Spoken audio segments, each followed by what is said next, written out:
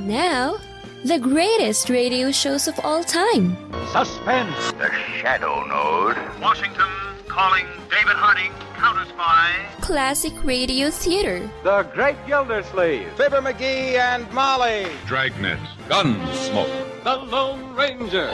Now, step back into our time machine with your host, Wyatt Cox. Good evening, friends of the Inner Sanctum. We head back 76 years for an episode of the syndicated serial Murder at Midnight. This series was originally broadcast, or this episode, April 18th, 1946, and this episode is entitled The Heavy Death. And we thank you for tuning in. On this Tuesday, 18th day of April, 108th day of the year, we have 257 days remaining until we get to 2024. An earthquake with an estimated magnitude 7.9 and fire destroyed much of San Francisco on this date in 1906. The house that Ruth built, Yankee Stadium, opened on this date in 1923. Recorded on this date in 1939, Gene Autry's biggest hit, I'm Back in the Saddle Again. Although the song long been associated with Autry, the original version, written by Ray Whitley for the film Border G-Man, starring George O'Brien, Lorraine Day, and Ray Whitley, in which Whitley and his 6-bar Cowboys sang the song. The League of Nations dissolved on this date in 1946, and in 1983 a suicide bomber destroyed the United Nations Embassy in Beirut, Lebanon. 63 were killed. This criminal attack on a diplomatic establishment will not deter us from our goals of peace in the region. We will do what we know to be right. Ambassadors Habib and Draper, who are presently in Beirut, will continue to press in negotiations for the earliest possible total withdrawal of all external forces. President Reagan there, it was the deadliest attack on a U.S. diplomatic mission up to that time, considered the beginning of Islamist attacks on U.S. targets. Back in 2002, the man who played a tough cop on TV's Beretta, arrested and charged with shooting his wife to death. Detectives of LAPD have arrested Robert Blake for the May 4th, 2001 murder of his wife, Bonnie Lee Bakley.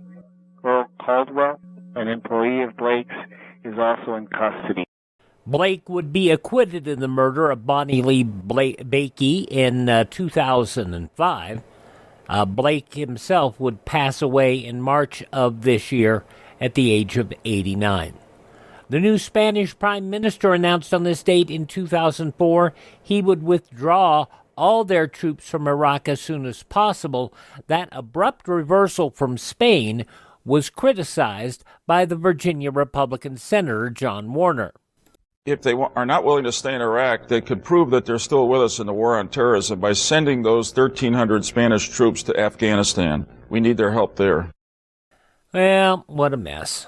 And in 2007, Supreme Court upheld the Partial Birther Abortion Ban Act in a 5-4 decision.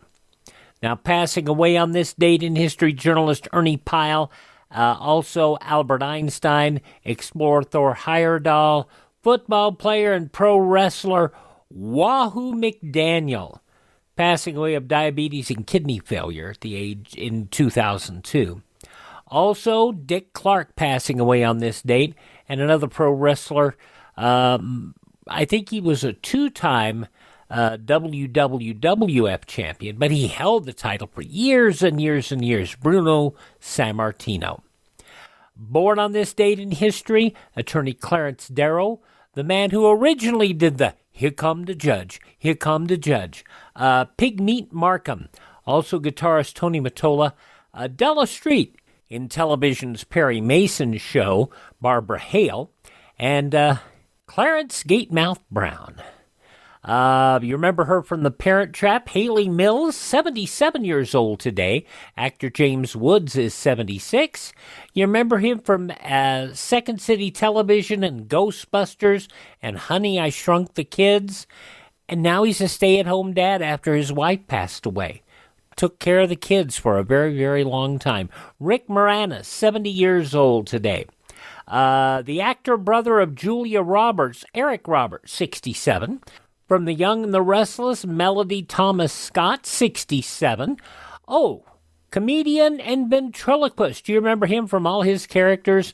Peanut, Walter, Jose the Jalapeno on a Stick. And here you hear him with Ahmed. Jeff Dunham, 61 today. So, Ahmed? No, it's Ahmed. That's what I said. No, you said Ahmed. It's Ahmed. Silence! I kill you!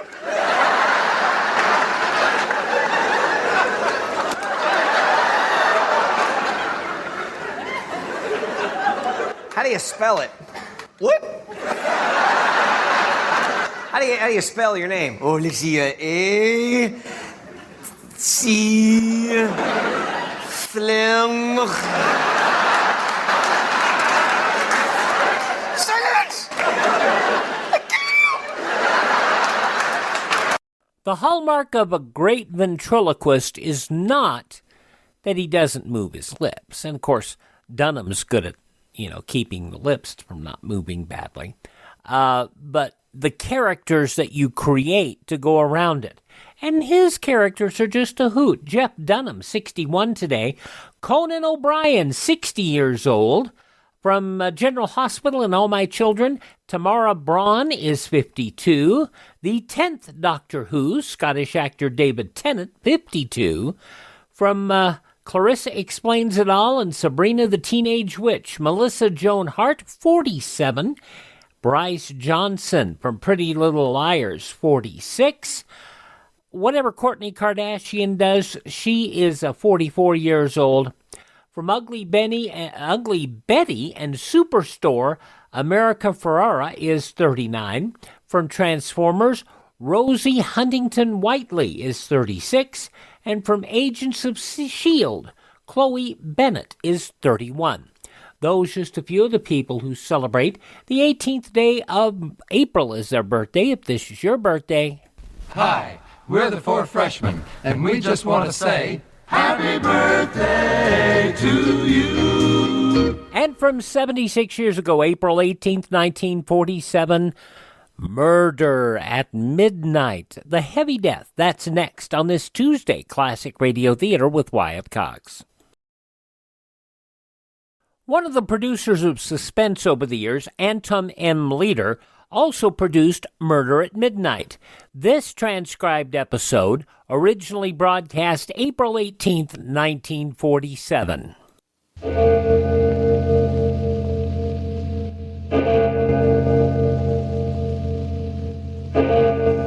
Murder at Midnight.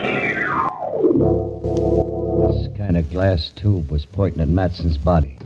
When the switch went in, there was a whining noise, and then a white light shot out of it. I know you won't believe this. When it hit the body, it went all soft. It was just like the bones had gone out of it. It just went all soft and kind of poured off the chair and onto the floor. Midnight, the witching hour when the night is darkest, our fears the strongest, and our strength at its lowest ebb. Midnight, when the graves gape open and death strikes. How? You'll learn the answer in just a minute in The Heavy Death.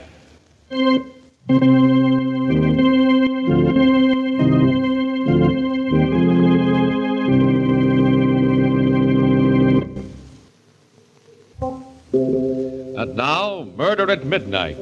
Tales of mystery and terror by radio's Masters of the Macabre. Our story, written by Robert Newman, is a weird and fantastic nightmare called The Heavy Death.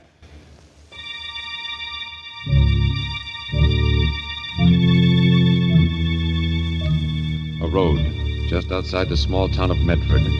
Running up it, his face white and terror-stricken in the moonlight, is a small, slight man.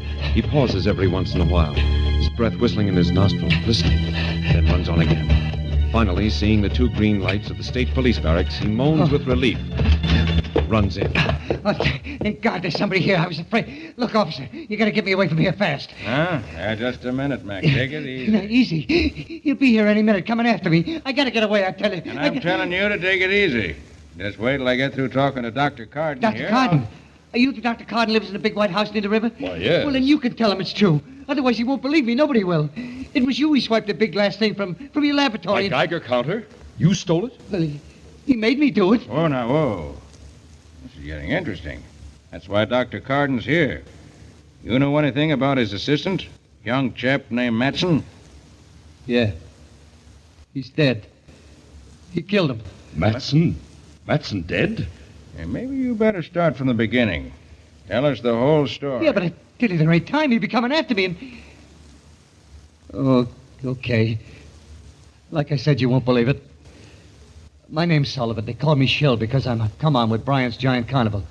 Weight guessing is my racket, but I turn my hand at almost anything, you know, shell game, 3-card Monte. Well, we hit town about 10 days ago for a 3-day stand. The first 2 nights was pretty quiet. The third one was when it happened. There was a pretty fair crowd around, and I was warming him up for some weight guessing, with maybe some side bets, when he came up. Okay, folks, okay. Step up, hurry up, and let Hawky Sullivan guess your weight. A Cupid doll if I'm 3 pounds off either way. Now, what do you say, lady? Your weight's not like your age, you know. Ha ha! It always shows. What about you, sir? Guess your weight? Do you really think you can? Do I think? Ha ha! Listen to him, folks. You bet your sweet life, brother. Oh, I have already. The question is, will you bet your sweet life? What? What do you mean? Look, do you want me to guess your weight or not, huh? On the terms I outlined, why, yes. I'll be glad to have you try. Try, says he. Okay, folks, here we go. Now, let's see. A big man, a solid man. Hefty pair of arms on him. I say, 195 pounds. 195. And 3 pounds off either way, and you get a Cupid doll. Now, just sit right down here on the scale. There you are. Hey, what goes on here? You broke my scale. Yes, it only goes up to 350 pounds. 350. What do you got in your pockets? Would you like to look? Nah. No, I don't know how you did it, but more power to you, brother. When I lose, I pay with a smile. Well, here's your Cupid. Thank you. No, that's not what we bet. What? What do you mean? I think you know what I mean. The carnival closes in about an hour. I'll be waiting.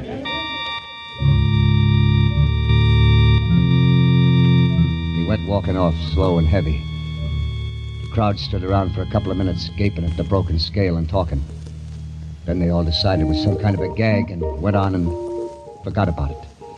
For me, I couldn't forget about it. Somehow I didn't think it was a gag. There was something about him, the way he moved, the way he talked, that scared the pants off me. I hung around for a while, getting my stuff together, and then I looked up Rube Thomas. Rube's a big guy. Used to be a wrestler, and he was just closing up his Wheel of Fortune. Hiya, Rube. How are they going? Not bad for a one-horse town. How's it you? Oh, not too bad. Till some wise guy busted my scale. Huh? Busted your scale? Yeah. Well, Rube, that's why I come over. He was a queer duck. I just couldn't figure his pitch, but he said something about waiting for me when he closed up, so I thought... So you thought maybe you should have some protection walking down to the station. Yeah. That's a hot one. What is? You and your side bets. Well, don't worry about it. Ain't no one gonna lay a finger on you when you're with Rube Thomas. I helped Rube take down the wheel. But even then, we were about the last to leave the fairgrounds.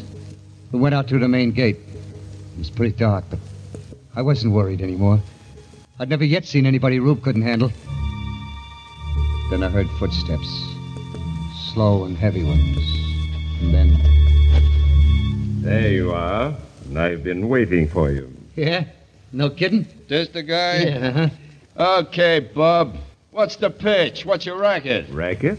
There's no racket. Your friend and I had a bet. I've come to collect. Yeah? Well, I'll tell you a funny thing about carnivals.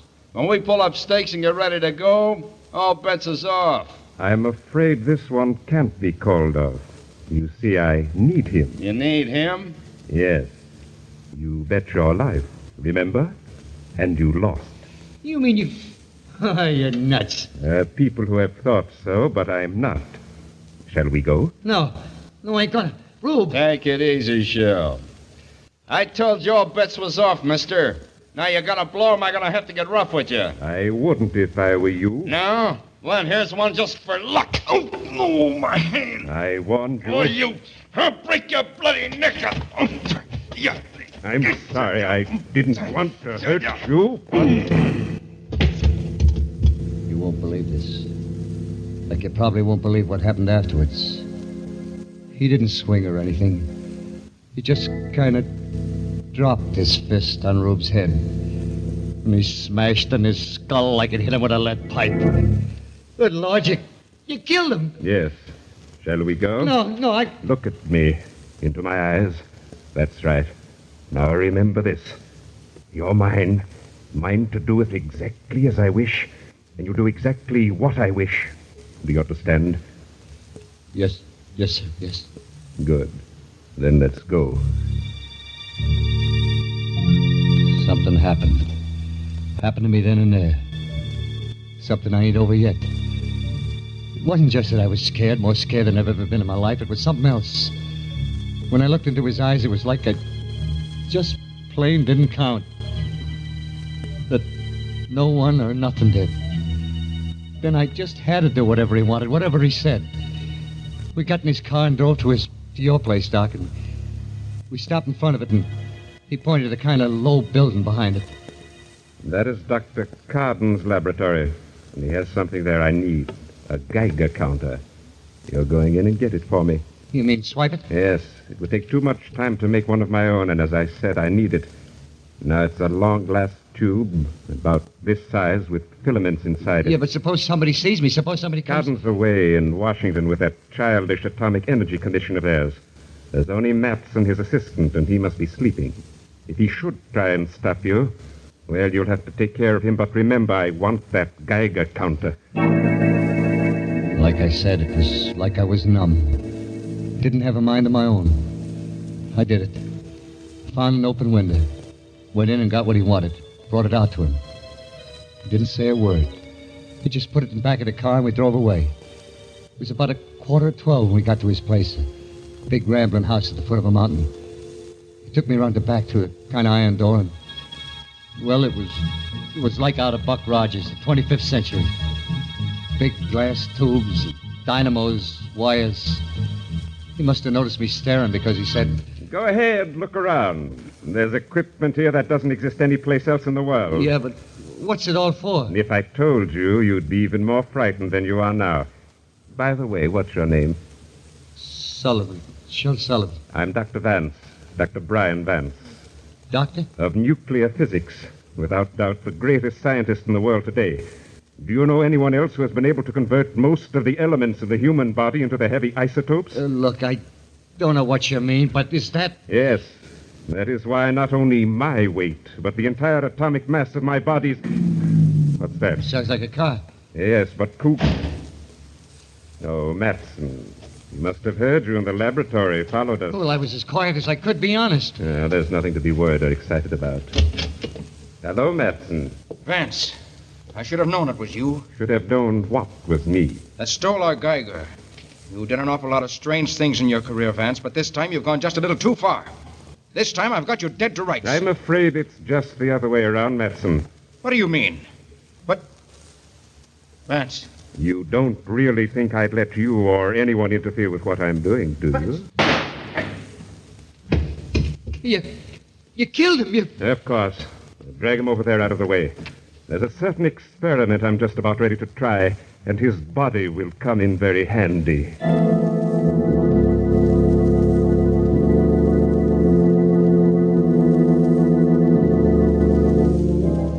With Shel Sullivan staring at him in abject horror, Dr. Vance turns away from the body on the floor, lumbers over to one of his instruments, and begins examining it. And far away, in the town's church steeple, the clock strikes 12 for... Murder at midnight.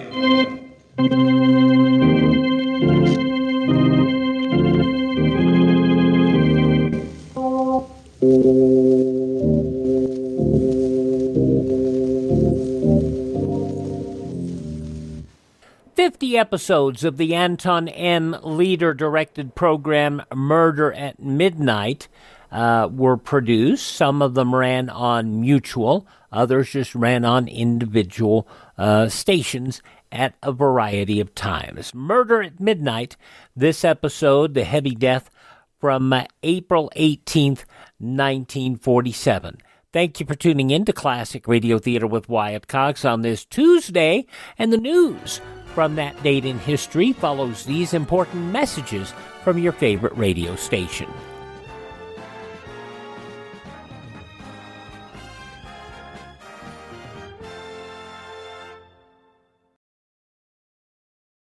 Here's Mike Lindell talking about getting your best friend something special. And Mike, you've done it again. You've brought us an amazing line of dog beds. This has been a long time coming. It starts with the same patented fill for your dogs now as we do My Pillow. I wanted everything covered in sizes from your largest dog to your smallest dog. You can throw them in the washer and dryer. The dogs love it. They asked, and here they are. This is why you get the dog bed. This is the main reason. The dogs love it. And you've got that 10-year warranty, right? I can do it because the dogs love it. They don't want to wreck their bed. And you can get these MyPillow dog beds at a price lower than the big box stores, as low as $19.95. Call 1-800-928-4715, 1-800-928-4715, or go to mypillow.com/pet and use my promo code Wyatt. Treat your best friend to a MyPillow dog bed, mypillow.com/pet. Promo code Wyatt.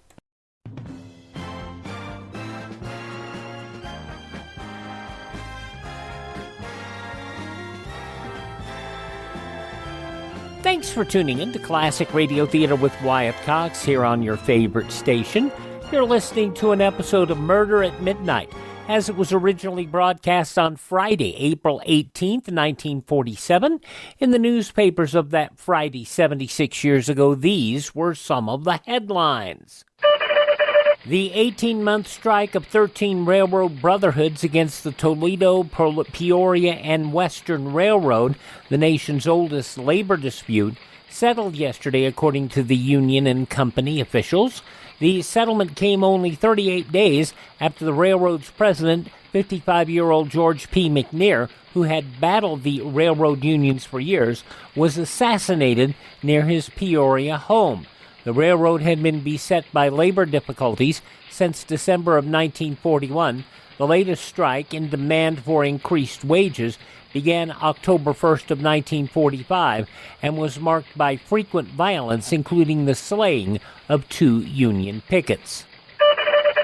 Evacuation of the lower Texas City area ordered last night as fresh blazes and a shifting wind pose new threats to the Gulf port, ravaged by deadly explosions and fires that have killed an estimated 650 persons and injured at least 3,000 in 2 days. The wind swinging to the south, blowing heavy smoke across the city and threatening the spread of flames. The latest in the outbreak of fire was in the Humble refinery area. A Houston Post reporter was refused admittance to the Texas high school gymnasium where bodies had been taken. A deputy sheriff said, "We're expecting another oil tank explosion any moment, and we want everyone to get as far away as possible." Meanwhile, President Truman offering resources of all federal agencies for relief in the Texas City disaster. Mr. Truman, following developments from the White House, telegraphed Major J.C. Trannon of Texas City, saying, "My heart and the heart of the nation go out in deepest sympathy to the suffering people of Texas City.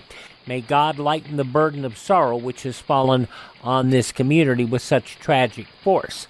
I know the Red Cross is ministering to your stricken city, and I have instructed every governmental agency to cooperate in the relief effort. Army, Navy, and other federal agencies rushing aid to the disaster scene." A bill to curb strikes, restrict union activities, and make some sweeping changes in New Deal labor law passed overwhelmingly yesterday by the Republican-controlled House. But even as it went to the Senate, the Labor Committee there completed a milder measure of its own, stripped of some of the major House provisions, and sent it to the floor for debate to start next Wednesday.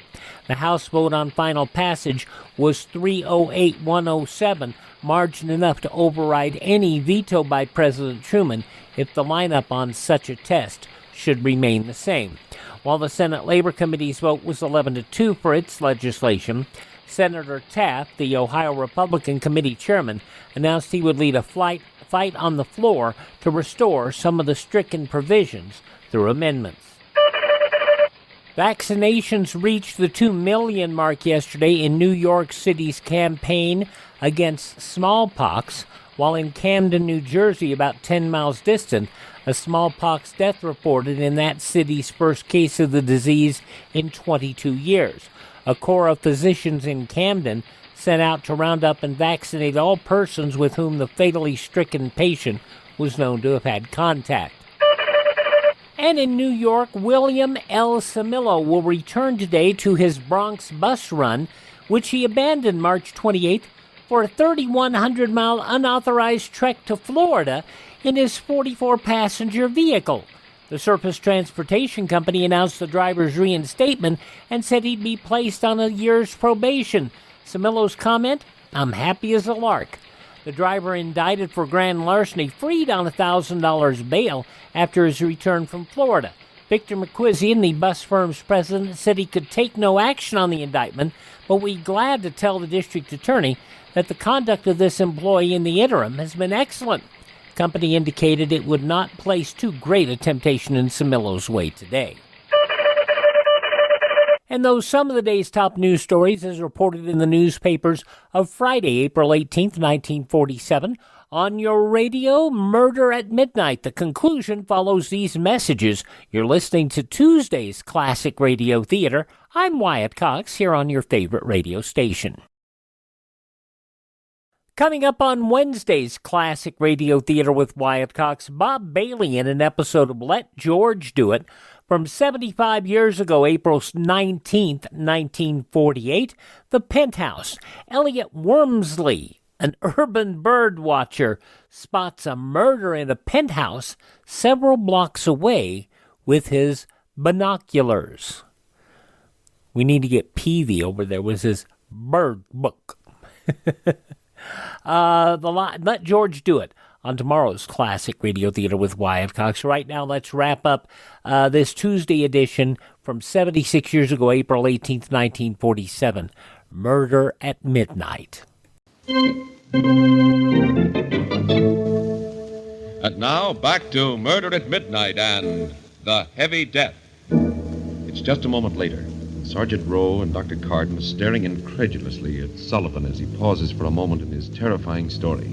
Then the trooper says, "We did find Thomas's body out by the fairground, but it was an accident. Hit by a truck or something." "You mean this Vance killed Matson just like that?" Shot him without turning a hair. Sure sounds to me like...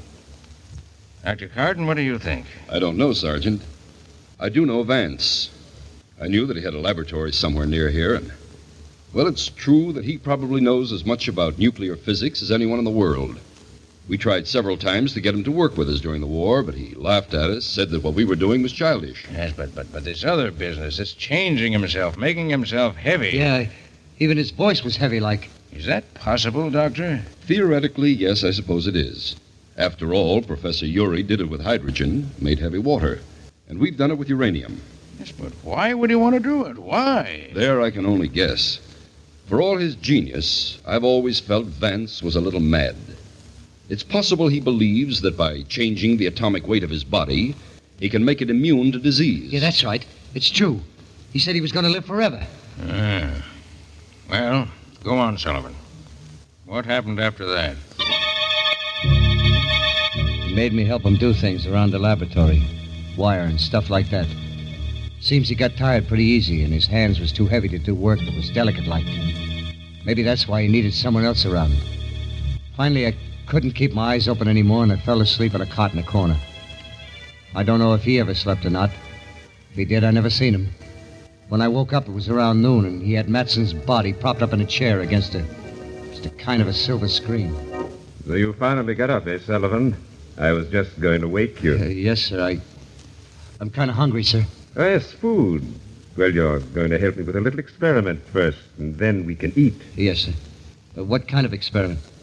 You mean... Why, yes. An experiment on our friend Matson's body. He won't mind. Just a little calcium transmutation. First, we switch on our alpha generator here. Then we make a few frequency adjustments. What are you going to do? You'll see. Over there, stand by that master switch on the converter. When I give the word... Yes, sir. Let it climb just a little higher.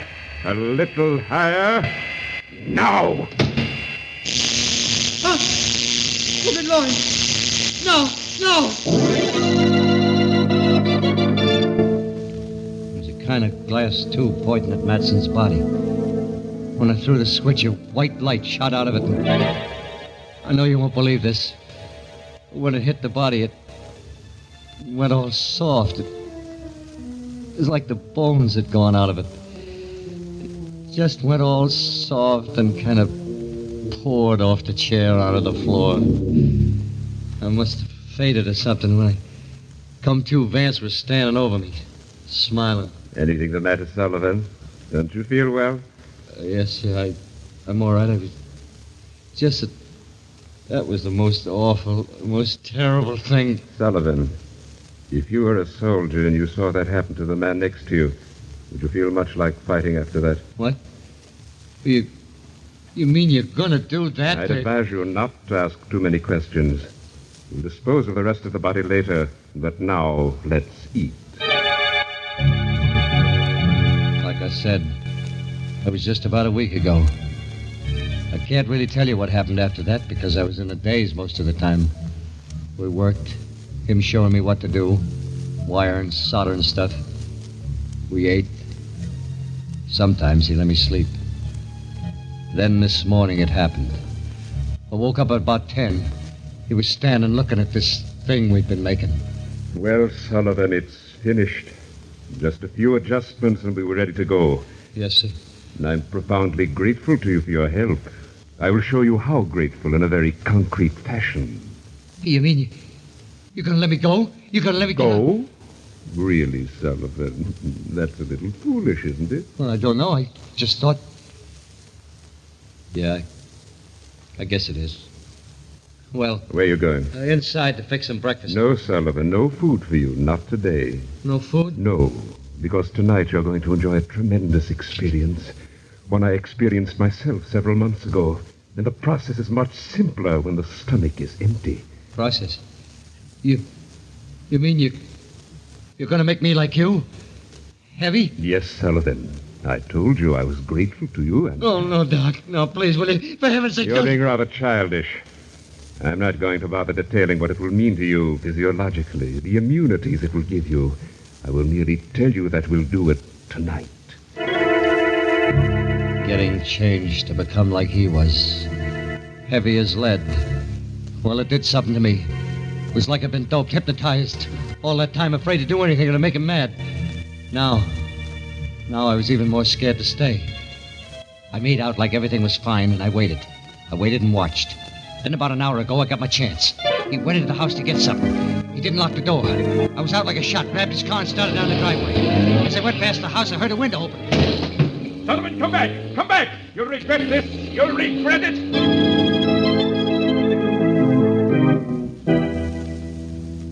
That's the story. I was so jittery, I went into a ditch just outside of town and had to run the rest of the way. I don't care whether you believe me or not, whether you think I'm nuts, what you do to me. I just want one thing. Get me away from here. Get me far away fast. Because he's going to be coming after me, I know it. Well, I'm not saying what I think. Not yet. What about you, Dr. Carden? I wouldn't like to say either. Knowing Vance, I believe he's capable of everything Sullivan told us. And theoretically, everything he described is possible. I told you, I don't care whether you believe me or not. Just get me away from here. I can't for an hour or so. Have to call Bridgeton, have them send down some men. Then we can really go into this. In the meantime, I'll put you in one of the detention cells. You'll be okay there. Are they strong? Really strong? Plenty strong enough to keep you in and anyone else out. Come on.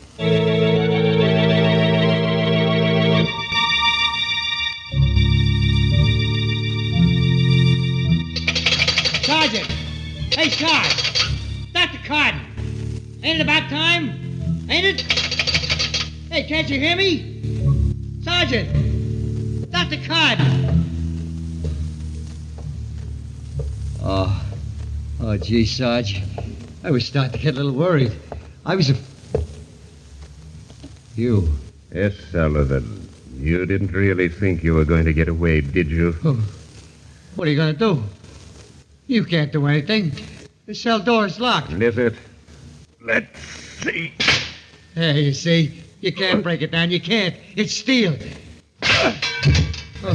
Yes, Sullivan. But steel can be smashed if it has to be. No. I told you you'd regret running away, didn't I? No. Look, I'll come back. I'll do anything you want. I'm afraid it's too late, Sullivan. No. Too late for anything but this. Dr. Carden. Huh? Did you hear it, too? I'm not sure, but it did sound like... This way, quick. Good Lord. Look at that cell door. Oh, and Sullivan. His skull. Smashed like an eggshell. Well, Sergeant? I guess I must be nuts, too. Or... Look, Doc. He must have just left here. If we wait for the men from Bridgeton, give him time enough to get back to his place to those blasted ray things of his, there's no telling what he'll do, how many lives he'll cost. But if we leave right now, the two of us, maybe we can get there before him, cut him off. What do you say? You game? I'm game, Sergeant. Let's go.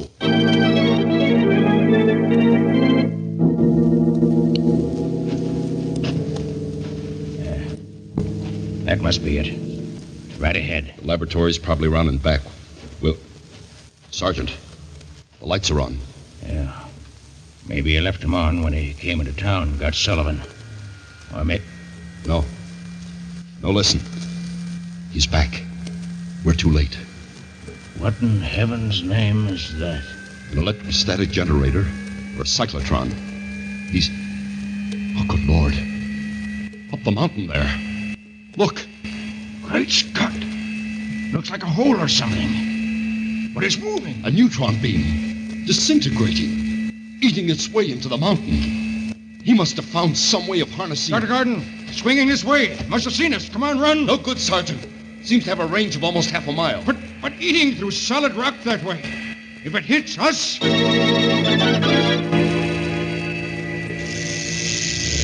You came to see just what Vance was doing, eh, Carden? Well, take a good look.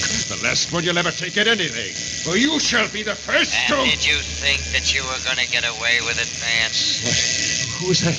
Take a look at the Geiger. Turn to that. It's too much.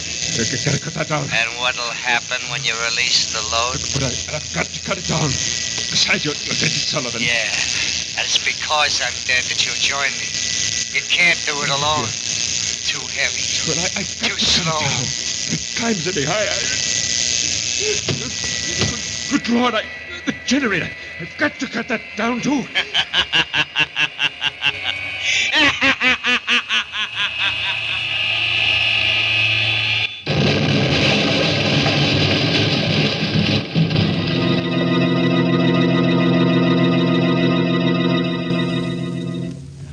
Dr. Garden.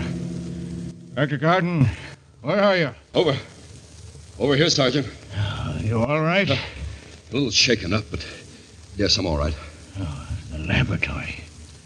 The whole house. Look. Yes. What happened? Something got out of control. Too much centrifugal force, or the load released too suddenly, and the whole thing exploded. Now there are things that we'll never know. Except something we knew already. That science can either be man's servant or his master and his doom.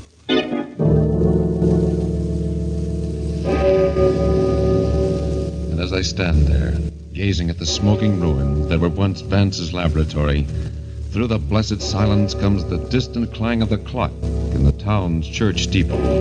for the second time, striking 12 for Murder at Midnight.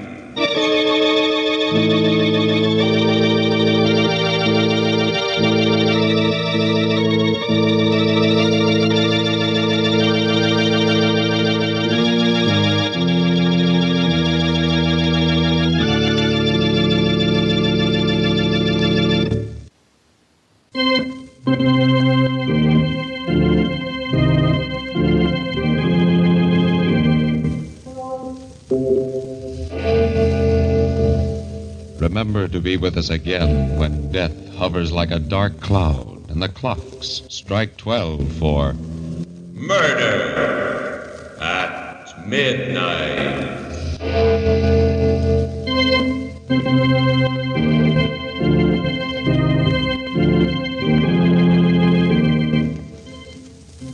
The part of Shill Sullivan was played by Frank Reddick. With music by Charles Paul, Murder at Midnight was directed by Anton M. Leader.